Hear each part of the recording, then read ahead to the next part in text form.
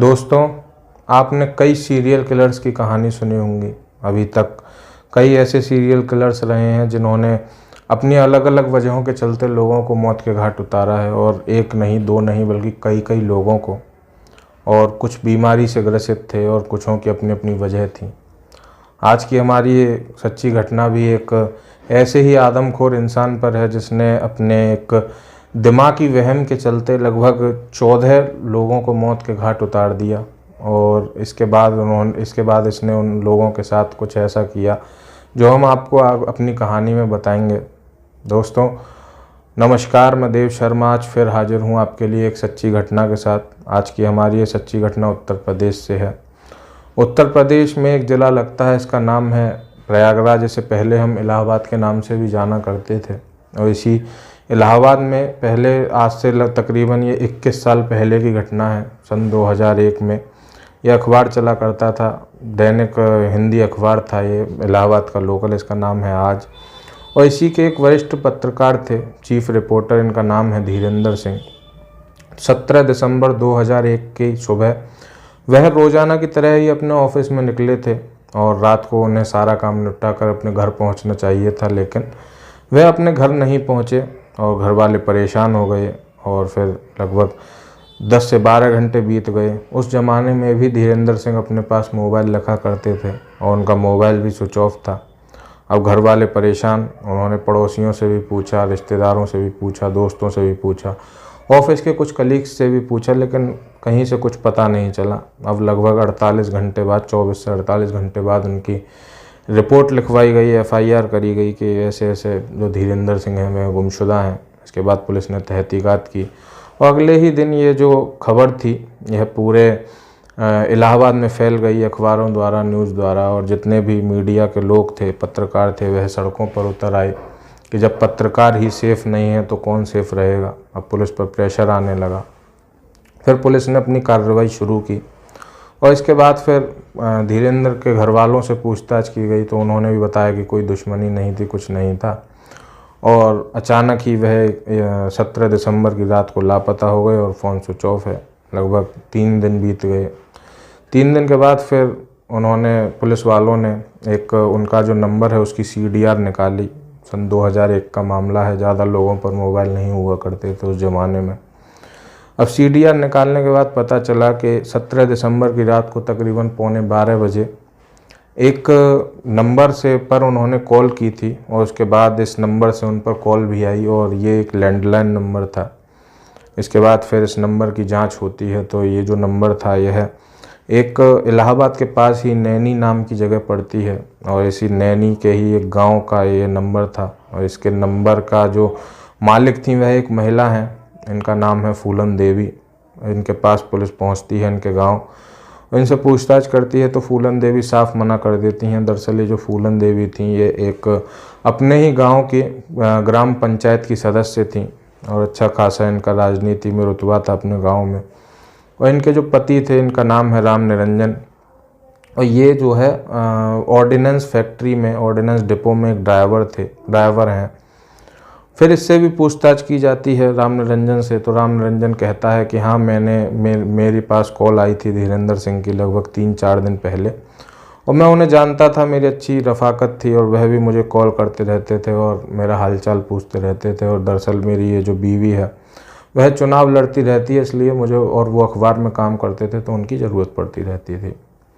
अब इतनी बात हुई तो सब पुलिस को ज़्यादा कोई सबूत भी नहीं मिला यहाँ से, तो पुलिस वहाँ से बिना सबूत के ही और ज़्यादा शक भी नहीं किया इन लोगों पर। लेकिन पुलिस को एक बात बार बार खल रही थी कि रात के 12 बजे धीरेंद्र सिंह ने इस राम निरंजन को फ़ोन क्यों किया। और क्योंकि ये जो लोग थे यह एक ऐसे एरिया में रहते थे कि जो, और लगभग 21 साल पहले की ये बात है कि वहाँ पर लोग लगभग 7-8 बजे सो जाते हैं और फिर सुबह उठकर अपने 4-5 बजे अपना काम शुरू कर देते हैं, ऐसा वो एरिया है।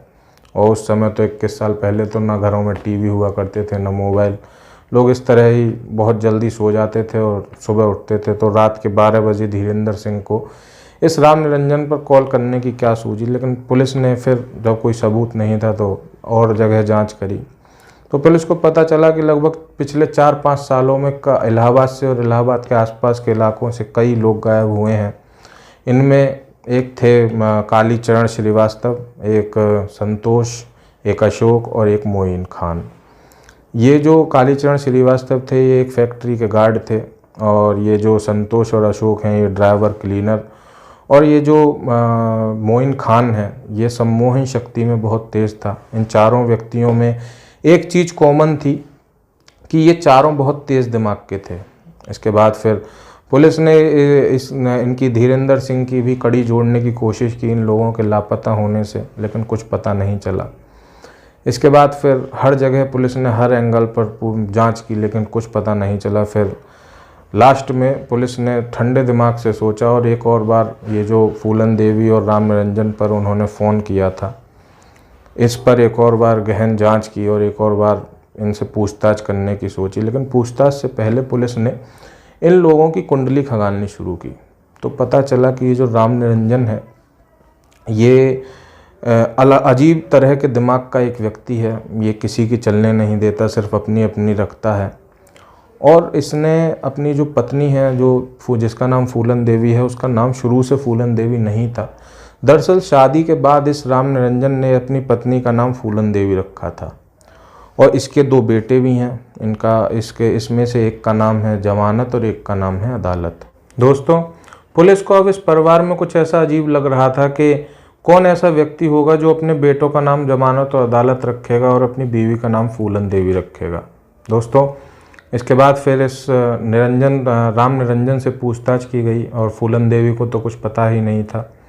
फिर राम निरंजन ने पहले तो कुछ घंटों तक पुलिस को बहकाया और इधर उधर घुमाया, लेकिन इसके बाद इसने पुलिस से कहा कि मैं सब कुछ सच बताने के लिए तैयार हूँ। लेकिन उससे पहले इसने 2 शर्तें रखी।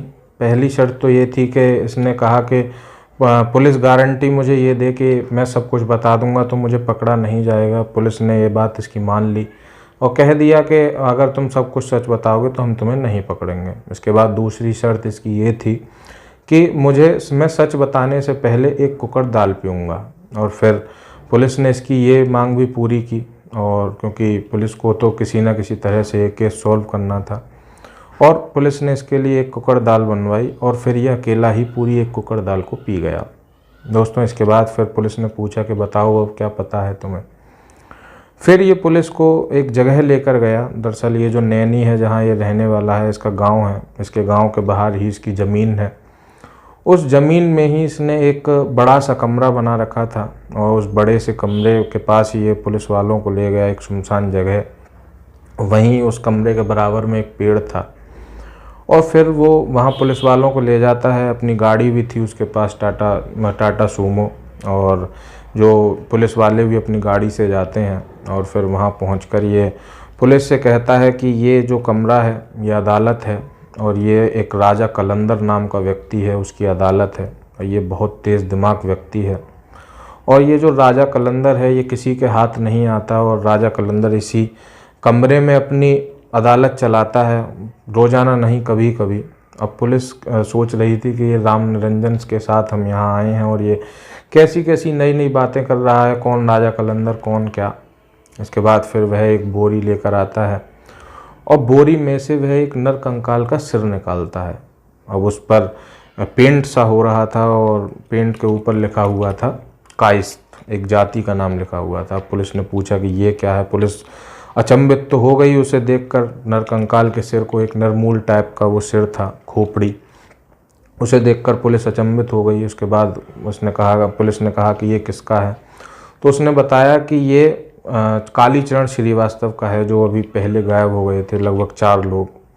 इसके बाद उसने एक और खोपड़ी उस बोरी में से निकाली कि ये किसका है। उस पर लिखा था मुस्लिम, और उस पर भी अलग कलर का रंग हो रहा था कि ये किसकी है, कि ये एक मोइन भाई हैं उनकी हैं, जो सम्मोहन शक्ति में बहुत तेज़ थे, बहुत तेज़ दिमाग के व्यक्ति थे, कि ये मोइन भाई हैं। फिर उसने जो कमरे के बराबर में एक पेड़ था उसकी तरफ इशारा किया कि वो देखिए वहाँ भी कुछ खोपड़ी लटक रही हैं। अब पुलिस ने वो भी देखी। अब पुलिस बहुत ज़्यादा अचंभे में, और फिर उसने उन खोपड़ियों का भी नाम लिया, अशोक, संतोष, और लगभग कई नाम उसने गिनाए। अब पुलिस अचंभित थी और हैरान भी थी। फिर पुलिस ने पूछा कि धीरेंद्र सिंह के बारे में तुम क्या जानते हो, हमें तुमसे धीरेंद्र सिंह के बारे में जानना है। धीरेंद्र सिंह के साथ तुमने क्या किया। और ये सब ये जो किया है, ये खोपड़ी हैं, ये किसने किया? तो उसने कहा कि वही राजा कलंदर नाम का एक शख्स है, वह यहाँ अपनी अदालत चलाता है, यहीं सज़ा देता है और उसी ने ये सब किया है, इन सब लोगों को मारा है। और फिर वह मारता है और धड़ अलग करता है, सिर अलग करता है और सिर की खोपड़ी से खोपड़ियों को यहाँ ट्रॉफी समझ कर टांग देता है और धड़ों को कहीं गाड़ देता है या कहीं फेंक आता है। अब पुलिस अचंभित थी। फिर धीरेंद्र सिंह के बारे में पूछा गया तो उसने बताया कि धीरेंद्र सिंह को भी राजा कलंदर ने ही मारा है।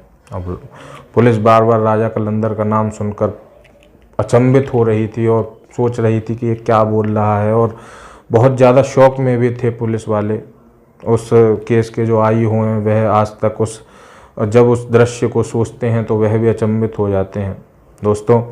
फिर उसके बाद इससे पूछा गया कि ये राजा कलंदर कौन है, तो इसने बताया कि एक बहुत तेज बार बार एक ही बात कह रहा था।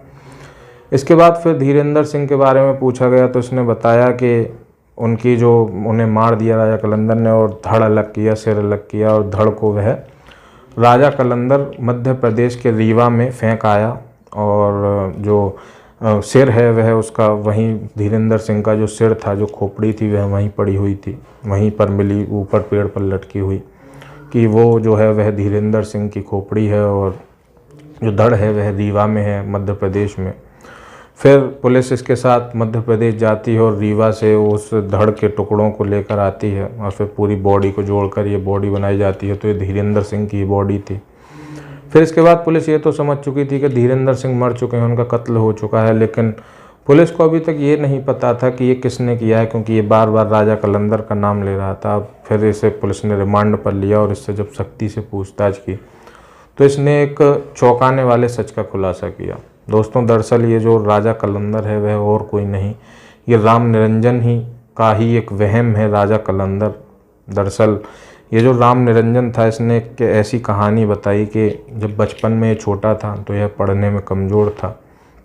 इसके जो घर वाले थे वह इसे ताना मारा करते थे कि देख, उसका बच्चा डॉक्टर, उसका बच्चा इंजीनियर और तू पढ़ने में कमज़ोर। तभी से इसने अपने दिमाग में एक थीम बना ली, एक वहम पाल लिया कि सबसे जो तेज़ इंसान है दुनिया का वह राजा कलंदर है और वो मैं हूँ। और फिर इसने बड़े होकर जब इसकी ऑर्डिनेंस फैक्ट्री में ड्राइवर की नौकरी लगी, इसके बाद इसने अपने खेत में ये अदालत बनाई, एक बड़ा कमरा बनाया और वहाँ पर अपनी अकेले ही अदालत चलाने लगा। इसमें वकील भी यही था, जज भी यही था और यही लोगों को सज़ा दिया करता था और लोगों को मार कर और कुछों का धड़ को अलग करता था, सिर को अलग करता था और धड़ को गाड़ देता था और सिर में से वो सिर का क्या करता था ये भी मैं आपको बताना चाहता हूँ दोस्तों। बहुत अजीब है लेकिन सुनकर आपको भी अजीब लगेगा दोस्तों। ये उस सिर में से उस इंसानी भेजे को, ब्रेन को निकालता था और निकालकर सुबह सुबह खाली पेट उसका सूप बनाकर पी जाता था दोस्तों। और लगभग 14 इंसानों को इसने इस तरह से मार दिया था, जिसमें ये कालीचरण श्रीवास्तव, अशोक और संतोष जो ड्राइवर क्लीनर थे और कालीचरण श्रीवास्तव गार्ड की नौकरी करते थे और मोइन जो था वो सम्मोहन शक्ति में तेज़ था। और ये ज़्यादातर ऐसे ही लोगों को शिकार बनाया करता था जिनकी दिमागी शक्ति तेज़ हो, क्योंकि मोइन सम्मोहन शक्ति में तेज़ था और उसका दिमाग भी बहुत तेज़ था। तो उसे भी इसने मार दिया और उसके ब्रेन का सूप बनाकर, दिमाग का भेजे का सूप बनाकर पी गया। इसके बाद फिर अशोक और संतोष भी बहुत तेज़ थे, क्योंकि जब बाद में पुलिस ने छानबीन की तो पता लगा कि ये 4 लोग, जिनकी पुलिस को बाकायदे पता चली थी, इनकी गुमशुदगी की रिपोर्ट भी पुलिस में दर्ज थी। कालीचरण, अशोक, संतोष और मोइन, ये चारों ही बहुत तेज़ दिमाग के थे। इसके बाद ये मारता था और धड़ को गाड़ देता था और उसका भेजे का सूप बनाकर पीता था। और उसके बाद जो खोपड़ी बचती थी उस खोपड़ी का पर ये अलग तरह का पेंट करता था और इंसान की जात लिखता था। जैसे कालीचरण श्रीवास्तव वो कायस्थ थे, मोइन मुसलमान था तो उसकी खोपड़ी पर उसने मुसलमान लिखा, और एक पंडित था तो उसके ऊपर, उसकी खोपड़ी के ऊपर पेंट किया और उस पर पंडित लिखा। इस तरह से ये उन खोपड़ियों को अपनी अदालत की ट्रॉफ़ी की तरह समझता था और ऊपर पेड़ पर टांग दिया करता था और कुछों को उस बोरी में बंद करके रखा करता था। और वो उसके लिए एक ट्रॉफ़ी की तरह थी कि उसने एक केस सॉल्व किया, उसके लिए उसे एक ट्रॉफ़ी मिली और ये जो खोपड़ी थी ये ट्रॉफ़ी थी। इसके बाद फिर इससे पूछा जाता है कि धीरेंद्र सिंह को तुमने कैसे मारा, तो फिर ये बताता है कि धीरेंद्र सिंह को मारने की इसकी अपनी अलग वजह थी। उसने धीरेंद्र सिंह को इसलिए नहीं मारा था कि उनका भी दिमाग तेज़ था, या ऐसे लोगों को ज़्यादातर वो ऐसे ही लोगों को मारता था जिनका दिमाग तेज़ हुआ करता था और उनके ब्रेन का सूप बनाकर पीता था। लेकिन धीरेंद्र सिंह को मारने की इसकी वजह थोड़ी अलग थी। इसने बताया कि धीरेंद्र सिंह को इसके काले कारनामों के बारे में पता चल चुका था और इसे लगा कि धीरेंद्र सिंह अब मेरी जो ये काले कारनामे हैं और जो ये मैं अदालत चलाता हूँ और ये जो कत्ल करता हूँ, इनके बारे में धीरेंद्र सिंह कहीं अखबार में ना छाप दे। इसीलिए उसने 17 दिसंबर की रात को धीरेंद्र सिंह को अपने इसी फार्म हाउस पर, जैसे जो ये कमरा है इसे फार्म हाउस कहा करता था, इस पर बुलाया और वहाँ पर ठंडों का टाइम था, दरअसल 17 दिसंबर की रात थी, और उसने आग जलाई और आग जलाने के बहाने धीरेंद्र सिंह को वहाँ हाथ तापने के लिए बैठा दिया। इतने में ही इसका एक साला भी इसके साथ इन सारे कत्लों में सम्मिलित होता था, और ये जो साला है इसका नाम है वक्षराज। ये पीछे से आता है और धीरेंद्र सिंह के पीछे गोली चलाता है, पीठ पर गोली मारता है, 300 देसी कट्टे से गोली मारता है और गोली मारकर वहीं धीरेंद्र सिंह की मौत हो जाती है। इसके बाद ये दोनों धीरेंद्र सिंह के धड़ को सिर से अलग करते हैं और इसके बाद ये धीरेंद्र सिंह के जो धड़ है उसे रीवा में फेंक आते हैं, और जो सिर है उसका ये ऐसे ही जैसे सबके साथ किया करता था ऐसे ही करता है। इसके बाद इसके घर में भी छानबीन की जाती है, तो इसके घर में एक डायरी मिलती है, एक खूनी डायरी। इसमें लगभग 14 नाम लिखे हुए थे और लगभग इसने अपने मुंह से तो 30 लोगों के नाम कबूले थे कि 30 लोगों का इसने मर्डर किया है, लेकिन पुलिस के रिकॉर्ड में सिर्फ 14 ही नाम साफ़ हो पाए। लेकिन पुलिस ने हर जगह तहकीकात की थी 30 लोगों की भी, लेकिन उनका इससे कोई संबंध नहीं मिला। लेकिन 14 लोगों का इसका संबंध मिला और 14 लोगों का इसने कत्ल किया और उसके बाद उनका ब्रेन का कीमा बनाकर और सूप बनाकर पिया। इसके बाद फिर 14 लोगों, उस डायरी में ये लिखा था कि नाम, व्यक्ति का नाम, 14 नाम थे उसमें, हर एक पेज पर अलग अलग, और उसके आगे जात और उसके आगे क्रॉस। इस तरह की ये डायरी थी। इस डायरी को भी पुलिस ने जब्त किया और इस तरह से फिर इसके साले को, वक्षराज को, और इस राजा कलंदर को, जो वहमी राजा कलंदर है, राम निरंजन ही राजा कलंदर है, इसकी चार्जशीट दायर की गई कोर्ट में और लगभग 2001 को ये चार्जशीट दायर की गई थी और लगभग 12 साल धीरेंद्र सिंह के परिवार वालों को इंतज़ार करना पड़ा और 12 साल बाद इस राजा कलंदर यानी कि जो राम निरंजन है और उसका एक साला वक्षराज, इन दोनों को आजीवन कारावास की सज़ा हुई 2012 में और अभी भी ये जेल में है। और इस तरह से एक आदमखोर व्यक्ति का, आदमखोर ही कहेंगे, एक आदमखोर भेड़िया था ये, जो इसने 14 लोगों का कत्ल किया और इस तरह से बेरहमी से उनके भेजे का सूप बनाकर पिया। और दोस्तों, इस तरह से इसका खात्मा हुआ और अब ये जेल में है और उम्मीद करता हूँ कि पूरी ज़िंदगी ही ये अब जेल में सड़ेगा। दोस्तों, आज की कहानी बस यहीं तक, आज के लिए बस इतना ही। आगे मिलता हूँ आने वाली सच्ची घटना के साथ। अगर आपको हमारी ये सच्ची घटना पसंद आई हो तो लाइक करें, शेयर करें, हमारे चैनल को भी सब्सक्राइब करें और बेल आइकन भी दबाएं ताकि आने वाली सारी सच्ची घटनाओं का नोटिफिकेशन आपको मिलता रहे। और अब आपसे गुजारिश, सतर्क रहें, सुरक्षित रहें, जागरूक रहें। धन्यवाद। जय हिंद, जय भारत।